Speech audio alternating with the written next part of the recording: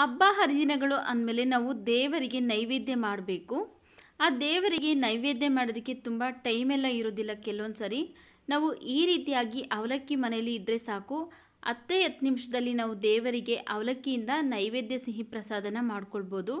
ತುಂಬ ಈಸಿಯಾಗೂ ಮಾಡ್ಕೋಬೋದು, ಹಾಗೆಯೇ ಟೈಮು ಸಹ ಸೇವ್ ಆಗುತ್ತೆ ಹಾಗೂ ಟೇಸ್ಟಿಯಾಗೂ ಸಹ ಇರುತ್ತೆ. ಈ ಗಣಪತಿ ಹಬ್ಬಕ್ಕೆ ನಾವು ಈ ರೀತಿಯಾಗಿ ಅವಲಕ್ಕಿ ನೈವೇದ್ಯನ ಮಾಡ್ಕೊಳ್ಬೋದು. ಬನ್ನಿ ಈಗ ಹೇಗೆ ಮಾಡೋದು ಅಂತ ನೋಡೋಣ. ನೋಡಿ, ಇಲ್ಲಿ ಒಂದು ಬಟ್ಲಿಗೆ ನಾನು ಈ ಕಪ್ಪಲ್ಲಿ 1 ಕಪ್ ಅವಲಕ್ಕಿ ಹಾಕ್ಕೊಳ್ತಾ ಇದ್ದೀನಿ. ನಾನು ಇಲ್ಲಿ ಗಟ್ಟಿ ಅವಲಕ್ಕಿನ ಹಾಕ್ಕೊಳ್ತಾ ಇದ್ದೀನಿ. ಈಗ ಈ ಅವಲಕ್ಕಿಗೆ ಮುಳುಗುವಷ್ಟು ನೀರನ್ನು ಹಾಕ್ಕೊಂಡು ಚೆನ್ನಾಗಿ 1-2 ರಿಂದ 3 ಸಾರಿ ಚೆನ್ನಾಗಿ ವಾಶ್ ಮಾಡ್ಕೊಳ್ಬೇಕು.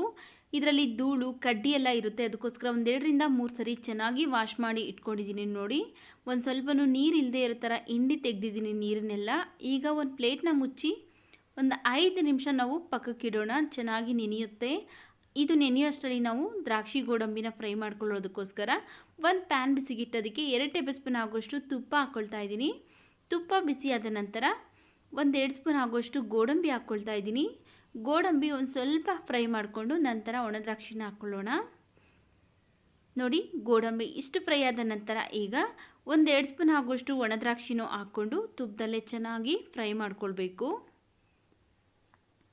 ನೋಡಿ, ದ್ರಾಕ್ಷಿ ಗೋಡಂಬಿ ಎಲ್ಲ ಚೆನ್ನಾಗಿ ಫ್ರೈ ಮಾಡ್ಕೊಂಡಾಗಿದೆ. ಸ್ಟವ್ನ ಆಫ್ ಮಾಡಿಕೊಂಡು ತುಪ್ಪದ ಸಮೇತನೇ ಸೈಡ್ಗೆ ಇಟ್ಕೊಳ್ತೀನಿ. ನೋಡಿ, ಬೆಲ್ಲ ಕರಗಿಸ್ಕೊಳ್ಳೋದಕ್ಕೋಸ್ಕರ ಒಂದು ಪಾತ್ರೆ ಬಿಸಿಗಿಟ್ಟು ಯಾವ ಕಪ್ಪಲ್ಲಿ ಅವಲಕ್ಕಿ ತಗೊಂಡಿದ್ರಲ್ಲ ಅದೇ ಕಪ್ಪಲ್ಲಿ ಅರ್ಧ ಕಪ್ ಬೆಲ್ಲ ಹಾಕ್ಕೊಂಡಿದ್ದೀನಿ. ನಂತರ 1/4 ಕಪ್ ನೀರನ್ನು ಹಾಕ್ಕೊಂಡು ಬೆಲ್ಲನ ಈಗ ಕರಗಿಸ್ಕೊಳ್ಬೇಕು. ಇದು ಪಾಕ ಏನು ಮಾಡ್ಕೊಳ್ಳೋಷ್ಟು ಇರೋದಿಲ್ಲ, ನಾವು ಜಸ್ಟ್ ಬೆಲ್ಲನ ಕರಗಿಸ್ಕೊಂಡ್ರೆ ಸಾಕಾಗುತ್ತೆ. ನೋಡಿ, ಇಲ್ಲಿ ಬೆಲ್ಲ ಎಲ್ಲ ಚೆನ್ನಾಗಿ ಕರಗಿದೆ. ಈಗ ಬೆಲ್ಲನ ಶೋಧಿಸ್ಕೋಬೇಕು.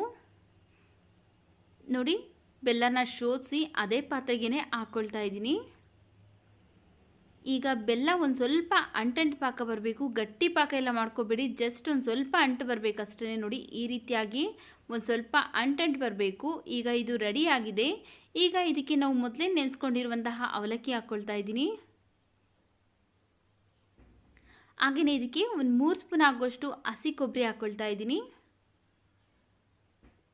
ತುಪ್ಪದಲ್ಲೇ ಹುರ್ಕೊಂಡಿರುವಂತಹ ದ್ರಾಕ್ಷಿ ಗೋಡಂಬಿನ ತುಪ್ಪ ಸಮೇತನೇ ಇದಕ್ಕೆ ಹಾಕ್ಕೊಳ್ತಾ ಇದ್ದೀನಿ. 1/4 ಸ್ಪೂನ್ ಆಗೋಷ್ಟು ಏಲಕ್ಕಿ ಪೌಡ್ರ್ ಹಾಕಿ ಈಗ ಇದನ್ನು ಚೆನ್ನಾಗಿ ಮಿಕ್ಸ್ ಮಾಡ್ಕೊಳ್ಳೋಣ. ಚೆನ್ನಾಗಿ ಇದನ್ನು 1 ನಿಮಿಷ ಮಿಕ್ಸ್ ಮಾಡ್ಕೊಳ್ಬೇಕು. ನೋಡಿ, ಈಗ ಚೆನ್ನಾಗಿ ಮಿಕ್ಸ್ ಮಾಡ್ಕೊಂಡಿದ್ದೀನಿ. 1 ನಿಮಿಷ ಆಗಿದೆ. ಈಗ ದೇವರಿಗೆ ಮಾಡುವಂತಹ ಅವಲಕ್ಕಿ ಸಿಹಿ ಪ್ರಸಾದ ರೆಡಿಯಾಗಿದೆ. ನೋಡಿದ್ರಲ್ಲ ಎಷ್ಟೊಂದು ಈಸಿಯಾಗಿ ದೇವರಿಗೆ ಮಾಡುವಂತಹ ಅವಲಕ್ಕಿ ನೈವೇದ್ಯ ರೆಸಿಪಿ ಯಾವ ರೀತಿ ಮಾಡೋದು ಅಂತ. ಈ ವಿಡಿಯೋ ನಿಮಗೆ ಇಷ್ಟ ಆಗಿದ್ರೆ ಈ ವಿಡಿಯೋಗೊಂದು ಲೈಕ್ ಮಾಡಿ. ಮತ್ತಷ್ಟು ಈಸಿ ರೆಸಿಪೀಸ್ಗೋಸ್ಕರ ನಮ್ಮ ಚಾನಲ್ಗೆ ನೀವು ಸಬ್ಸ್ಕ್ರೈಬ್ ಮಾಡಿಕೊಂಡು ಸಪೋರ್ಟ್ ಮಾಡಿ.